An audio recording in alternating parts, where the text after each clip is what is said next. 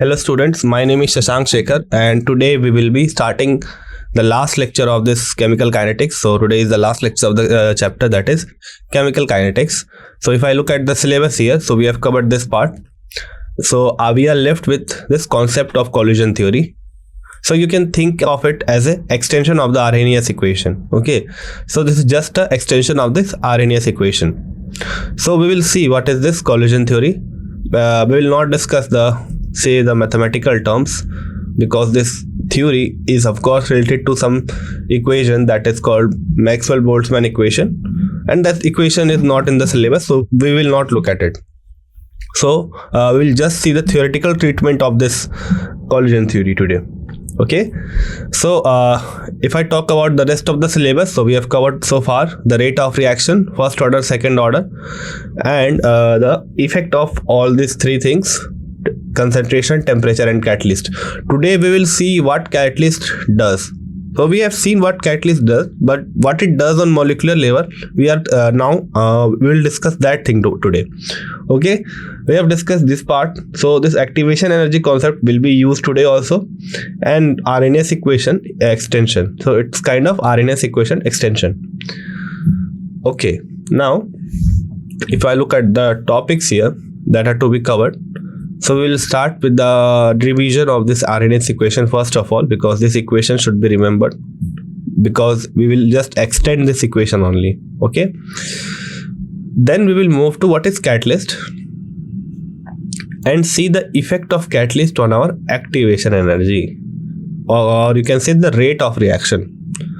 After that we will see what is this collision theory and the factors which are affecting it, like our collision frequency and orientation factor. At last we will see the illustration of this steric factor, that how does steric factor affects the rate of reaction. So these are the 7 topics that we will cover today. So if I just put it into major topics, then it will be catalyst and the collision theory. So this whole is of catalyst and this of collision theory. Sorry, this is of collision theory and this is of catalyst. Okay, so let's start our today's class. So talking about the previous class, we have seen this equation, this Arrhenius equation. So in that we have seen that the rate constant is equals to AE to the power minus EA by RT. Okay, so here what we are doing is we are establishing a relation between the rate constant and temperature. So it says that if we increase the temperature, the rate constant value will increase, and since the value of rate constant is increasing, the rate of reaction will increase automatically, because according to rate law, rate was equals to the rate of reaction was equals to K times the concentration raised some power, that whose sum will be equals to the order.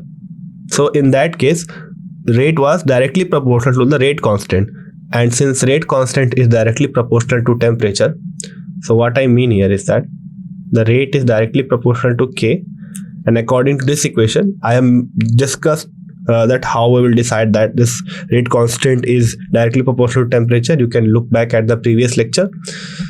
So they all have this rate has an indirect relation with this temperature, indirect relation with this temperature. Okay, it is also indirectly proportional. Then if you talk about the terms that are present in this equation, we have this A, pre-exponential factor or frequency factor. So this A is only this A will be explored today. Okay, so we will see what this A is actually. So the extension which I mentioned earlier is mainly about this A. Okay, the second is the rate gas constant, which is R. Then we have the T, which is the absolute temperature mentioned in Kelvin, and I have not mentioned it here, but we have discussed in the previous class that EA is the activation energy. It is the minimum energy that should be acquired by the reactant to go through the transition state. This is clear? Okay, now we will move to the first topic, that is the effect of catalyst. So first of all, let me make it clear what is a catalyst. So student make a mistake in some way because they read different books and the language written there is not right. So you must have seen that the term like positive catalyst or negative catalyst. But let me make one thing clear and say very clear that there is nothing like negative catalyst. So catalyst can only say catalyze the reaction, or you can say it only increases the rate of reaction. It never decreases the rate of reaction. So there is nothing like negative catalyst. So what it does, it lowers the activation energy. How it lowers, we'll see in the next lecture. But it does not alter the Gibbs-free energy of the reaction. The Gibbs-free energy of the reaction remains same, because the Gibbs-free energy is the difference between reactant and product. Product and reactant. Okay. But increasing the activation energy means we are increasing just the energy of the transition state. We will see in the graph that will be more accurate. You can be able to visualize it more clearly. Okay. So for example, this is MnO2. This MnO2 catalyzes this reaction. This is decomposition of KClO3 into potassium chloride and oxygen. So MnO2 acts as the catalyst. Okay. Now the same thing is written here. The word catalyst should not be used when the added substance reduces the rate of reaction. You cannot use this word catalyst for anything that reduces the rate of reaction. It is only used when it is increasing the rate of reaction. In case it is reducing the rate of reaction, then in that case we term it as inhibitor. So remember this thing. So catalyst is something which only increases the rate of reaction without taking part in the reaction. Not taking part in the reaction, I would say. They do take part in the reaction, but the chemical composition and the mass, they do not change. Okay, they remain same. So catalyst is something which changes the rate of reaction without changing chemically. So the example is here, and now we will see how does it functions. Okay, how does it functions? So you have a plot here. So we have seen this plot earlier also. It is a reaction profile in which we plot potential energy against reaction coordinate. Reaction coordinate, basically you can think it as the progress of the reaction. So how does this potential energy changes as we move, or you can say through the time, or you can say as the reaction progresses. Now first line, very important, catalyst does not provide energy. Okay, it is not providing energy for the reactant. It is never the work of the this catalyst that it will increase the energy of reactant. Okay, it never does so. So due to this reason, and also it does not alter the energy of product also. It has no effect on the energy of product, because of course product energy cannot be changed. Not due to this reason, this is the delta H, and hence delta G is also same. It is not varied upon introduction of catalyst. Now what it does, it provides an alternate pathway. What it does, it provides an alternate pathway by reducing the activation energy between reactant and product, for both. So what I mean here is that, so you see here, if you want to move in the backward reaction, so suppose you want to go in the product to reactant, then it has to cross this activation energy barrier, and if it wants to go from reactants to product, then also it has to cross this activation energy barrier, this one. Now when this catalyst is introduced, what it does, it reduces this say activation energy. So this is the change in activation energy, delta E, I would say, by changing the mechanism or providing an alternate pathway. Okay, so it provides a alternate pathway for the reaction to be carried out, and the new pathway has lower activation energy.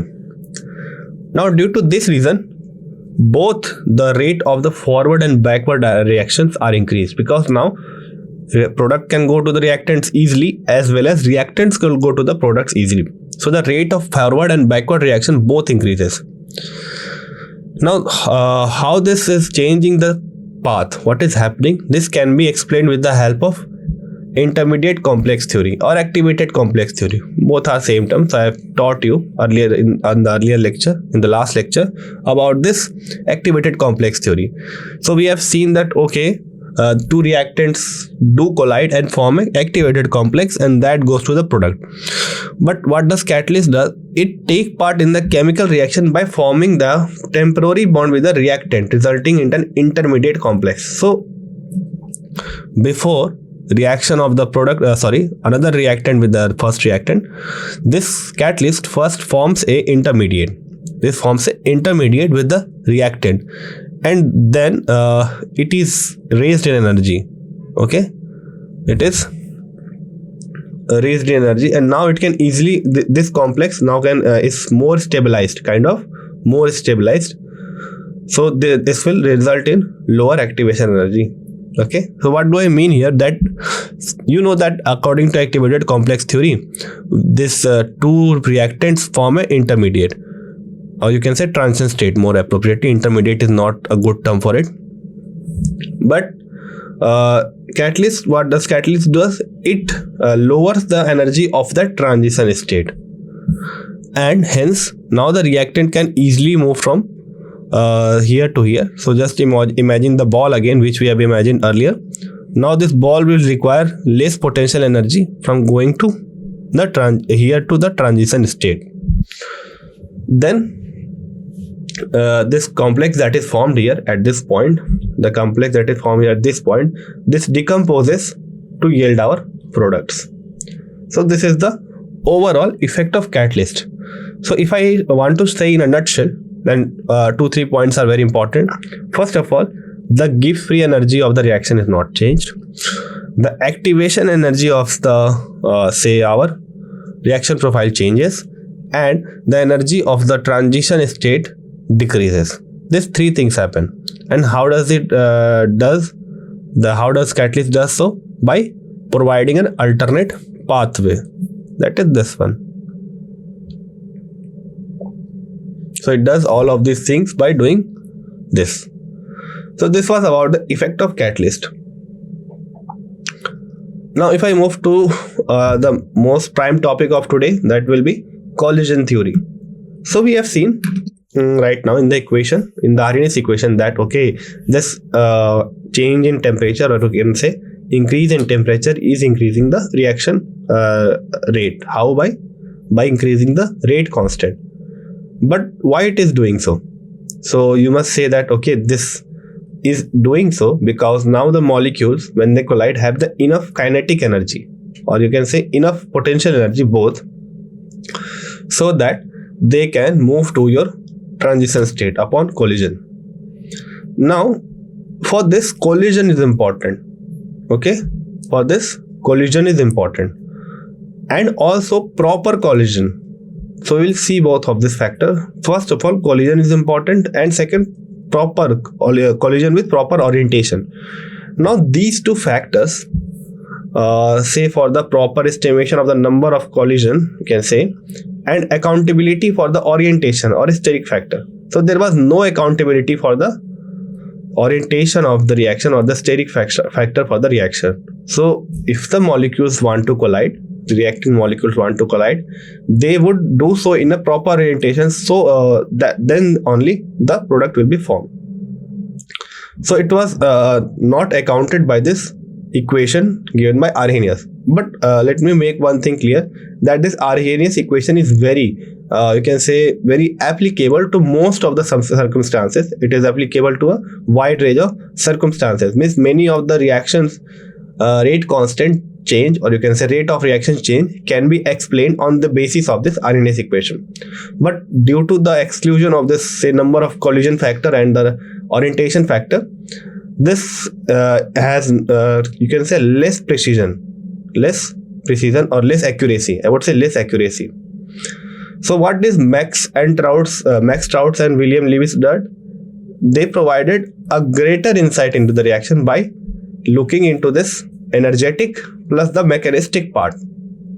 mechanistic part includes our steric factor. Remember this. So if you are looking at the mechanism, you have to look at the steric part. So they you can say they poked into that part.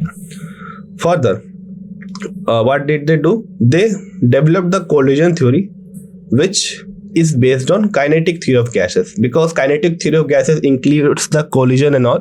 So they use this kinetic theory of gases and develop this collision theory. Okay. Now what happens to according to this theory, the reactant molecules are assumed to be hard spheres. So this is also the assumption of this kinetic theory of gases, that these molecules or the gaseous molecules are assumed to be hard spheres. Now here also they have applied the same logic and assumed our reactant molecules as hard spheres, and the reaction is postulated to occur, and it is said that the reaction will only and only occur when the molecules collide with each other. So they should have a activation energy, but having activation energy is not enough. Okay, so they should have they should undergo collision, then and then only we will get our reaction. Next, so how do we estimate this collision frequency or the number of collision? So this was estimated with the well-known concept of this kinetic theory of gases, that is called collision frequency. So this is the parameter. You must have seen this parameter in the kinetic theory of gases. If not, just remember, so we do not have to go into our this mathematical treatment. Just take it as a term. Okay, just treat it as a term. Now, according to Arrhenius theory, we know that energy should be enough during collision for the reaction to take place. This we know for sure. But this collision frequency was introduced. It was introduced to account for the number of collision. So we know that energy is required to do the conversion, but the number of collision factor is also important.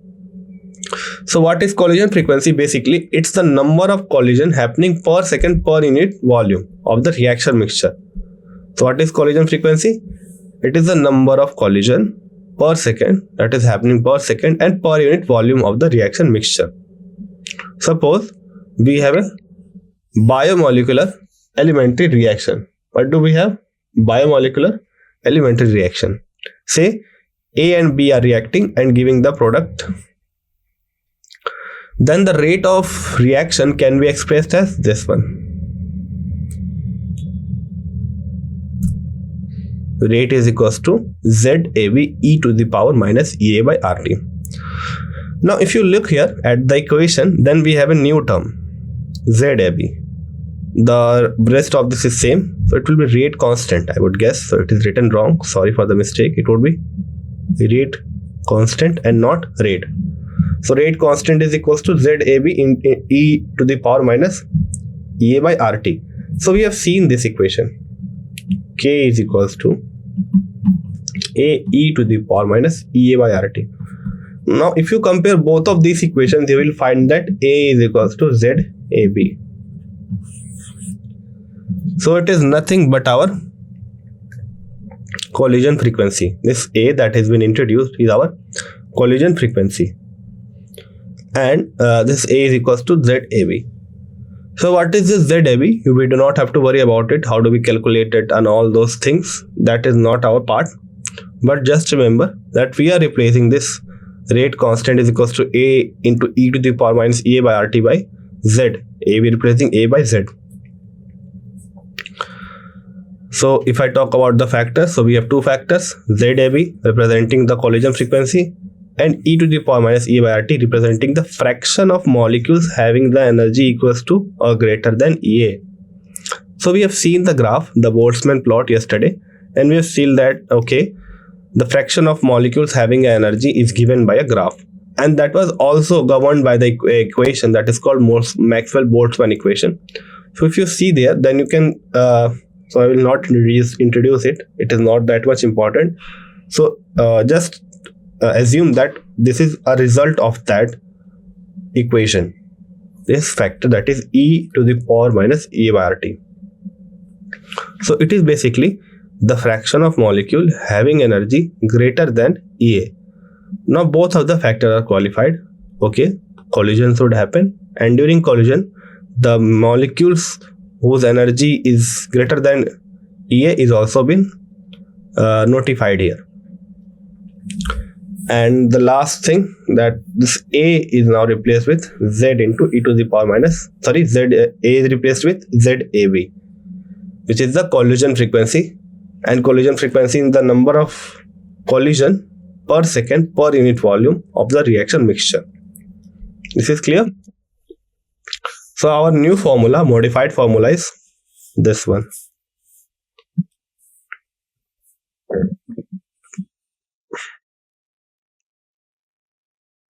Clear? Okay. Now next is what? Orientation factor. Next is orientation factor. We have seen that, okay, we need a certain number of collisions for the reaction to occur. So only collision is not the deciding factor, because all the collision does not lead to formation of the product. It is not obvious that all the collision will lead to formation of the product. How is it so? Which collision does? So we will just see illustration. It depends, reaction upon reaction, changes from reactions to reactions, but we will see a simple say orientation. But I want to make a point here that all the reactions are not that much affected by the steric factor, because simple reactions does not need to be that much worried about this steric factor, but the complex one have to be you can say regularized according to the steric factor. Now what is this effective collision? So the collision, those collision in which the molecules collide with sufficient kinetic energy. First they should collide, collision frequency. Now they should collide with sufficient kinetic energy, that is our activation energy or the threshold energy, you can say. No, sorry, not the activation energy, but the threshold energy. Activation energy is a different thing. And also the proper orientation, so as to facilitate breaking of bond between reacting species and formation of new bonds to form the product. So this would happen in such a way that it can help in the breaking of the bonds in the reactant and the forming of the bond, and both should be according to our required product. This is clear? Okay, so if I put it in a nutshell, so we should have collision. First of all, collision was governed by the collision factor. Then we should have collision of those molecules for the product formation which have proper amount of energy, that is called as threshold energy. And the third, collision is not collision and energy does not decide independently. They also need this steric factor, so they should collide in a proper fashion. Okay, they should collide in a proper fashion. This is clear? Okay, now next we will move to an illustration and see how does it this steric factor does so. So let me make a small description.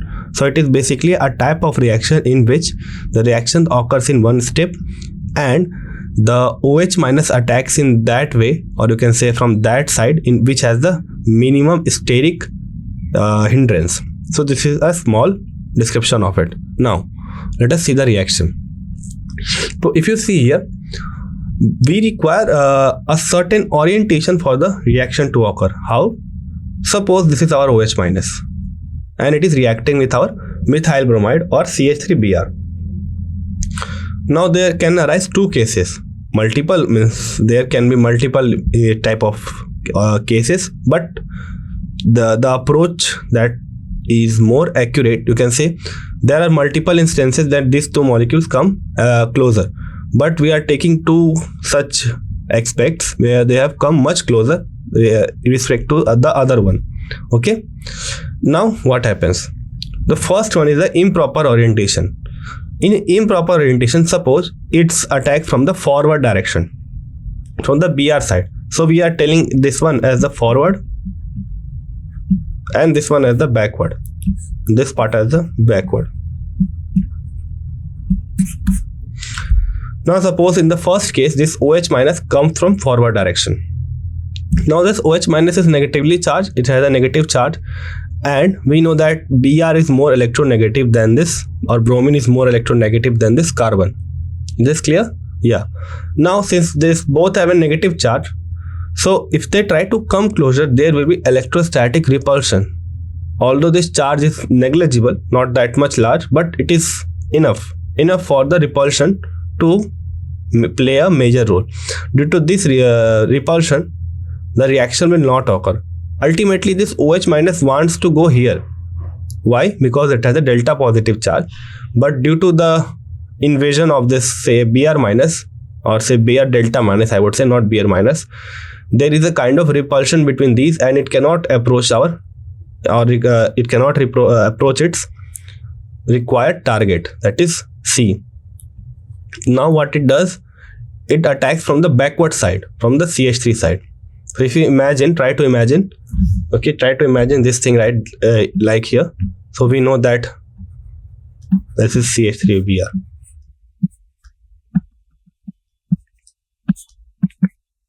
So this kinds a form of tripod, is forming a tripod here, and the OH minus attacks in between from this. There is some angle, not proper, you can say not properly from 180 degree, but there is a certain angle at which OH minus attacked. So let us not look at it, but just imagine it that it tries to attack from the backward. Okay, and since this H here, hydrogen here, has a positive charge, you know it well, because this is less electronegative than this carbon. Plus, the size of hydrogen is also smaller, whereas the bromine size is larger. Okay, larger, and plus it has a delta negative charge. So it will repel in two ways. First, it will not allow the incoming of this OH minus because of the electrostatic repulsion. Plus, due to the large size of this bromine, this attack will also be hindered. So what it does, it attacks from the back side.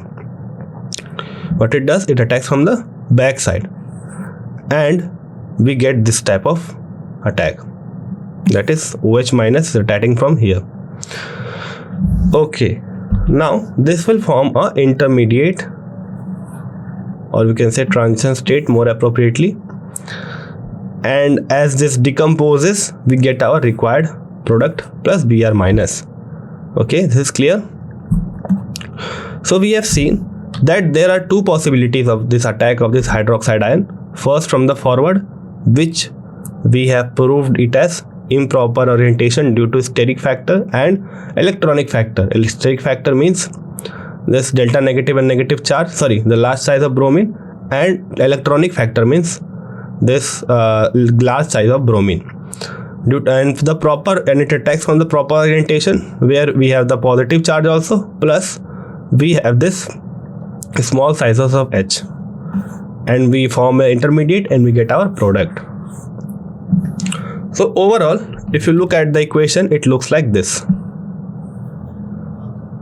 Okay, it looks like this. So in this, we have two factors, ZAB and P. Now what is this P here? So this P is accounting for the steric proper orientation, the probability of proper orientation, and this ZAB is you can say accounting for activation energy. Now all of these factors, activation energy and collision theory and proper orientation, they make up our new Arrhenius equation or extended Arrhenius equation. Okay, this is clear. Okay, now if I put all these things in a nutshell and try to make it in a single sentence, that would be that molecules must collide to form our product, and they should collide in proper orientation and with enough kinetic energy. Okay, proper orientation is symbolized by this factor P, which is the probability of proper orientation. ZAB symbolizes that collision would happen. ZAB is the collision frequency of between A and B. A and B are the reactants here, and this EA is the activation energy. Now what is this ZAB? What are the factors that is deciding ZAB and all? So that is not our concern. Plus, what is P? How we'll calculate P? That is also not our concern. So we just have to know the whole formula, that is rate is equals to PZAB into e to the power minus EA by RT, where P is the probability of proper orientation, ZAB is the collision frequency, and it is the number of collision that is happening per second and per unit volume. EA is the activation energy. Okay, this is clear. Now all these factors come together and hence we get our rate of reaction. This is clear. Okay, now if I try to summarize all of this whole chapter, so we basically started with our rate of reaction, and we have seen that okay, the change in concentration of time with change of concentration with time is called as rate of reaction, and it depends upon three things. According to this chapter, we are discussing three things only: concentration, temperature, and our catalyst. So when we talked about that concentration, we invoked our rate law.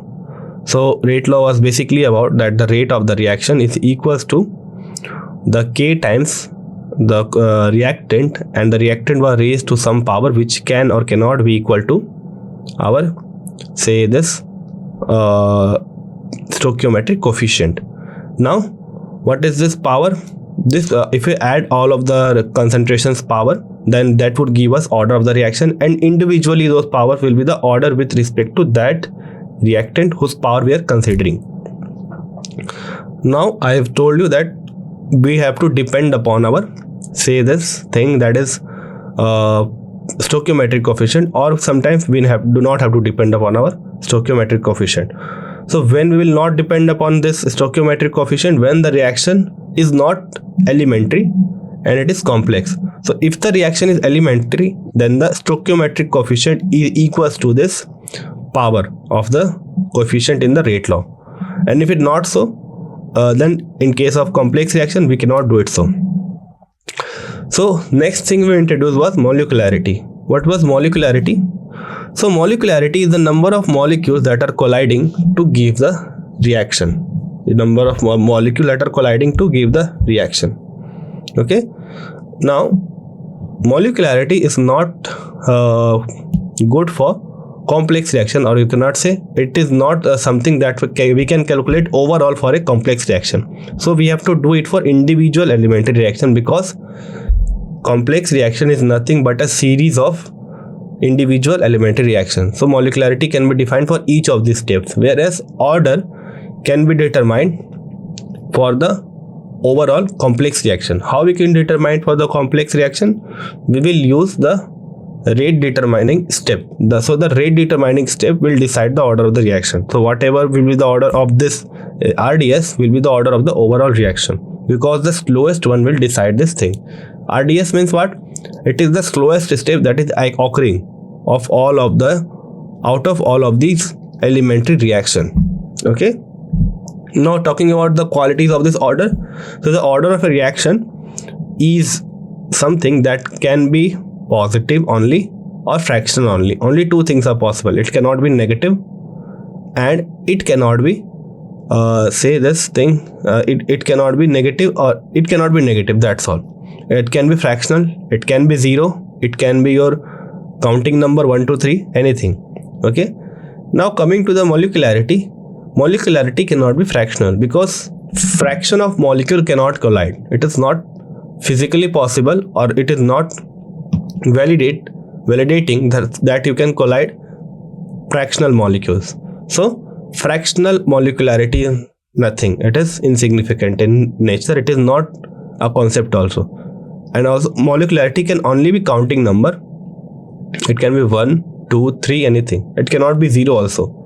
Molecularity cannot be 0. You cannot think of a reaction in which no molecules are involved. Order can be 0, but molecularity cannot be 0. This is clear. Then we have seen the first order and the zero order. So we have done a more appropriate treatment of this zero order and first order, in which we saw that the rate law was K is equals to R naught minus R by T. This is for zero order, and for first order it was ln R by R naught is equals to KT, and then R by R naught is equals to KT. So this was the integrated rate law for our zero order and first order. Then we have seen the half-life. So what is half-life? It is that time at which the initial concentration is equals to half of its value. So at whatever time it takes to go to its half is called as half-life reaction. It is represented by T half. Then we have seen a general formula of it, which was 1 by n minus 1. Then it was like R to the power 1 minus n. And I have told you that this is not applicable for our first order reaction. Not applicable to first order. Also, we have seen graphs of this. We will not discuss it today. You can just take a reference to the previous lecture. So if I talk about this, say this one, so the half-life would give us K is equals to R naught by 2T. And for this first order, it was T half is equals to, so this will give us T half is equals to R naught by 2K, and for first order it is T half is equals to 0.693 by K. Now if you look at the equation, you can see that if we increase the initial concentration, if we do several experiments and we go on increasing the initial concentration, then the T half will also increase.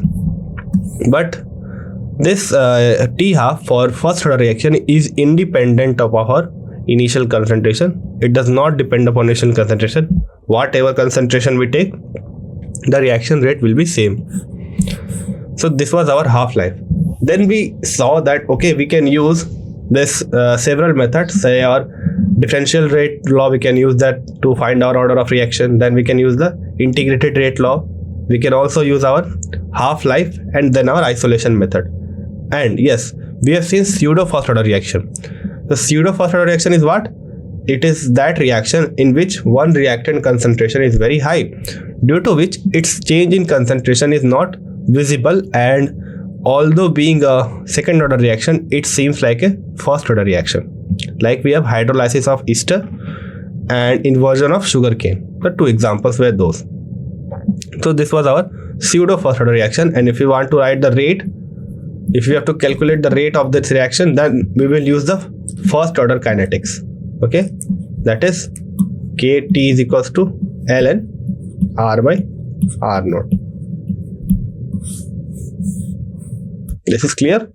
Okay, now we are done with this pseudo first order. So, and then we move to our Arrhenius equation, or the dependence of temperature, and we have seen the extension of that in today's class also, but the equation that will be used more back to and fro will be this equation. This equation will be most used more. Okay, now what are these things? A is the frequency factor, EA is the activation energy, R is the gas constant, T is our temperature, and Ka is our rate constant. And when we increase the temperature, rate constant increases and rate of reaction also increases. And if I want to write it for at two different temperature, then it would be ln K2 by K1 is equals to EA by R T2 minus T1 by T1 into T2.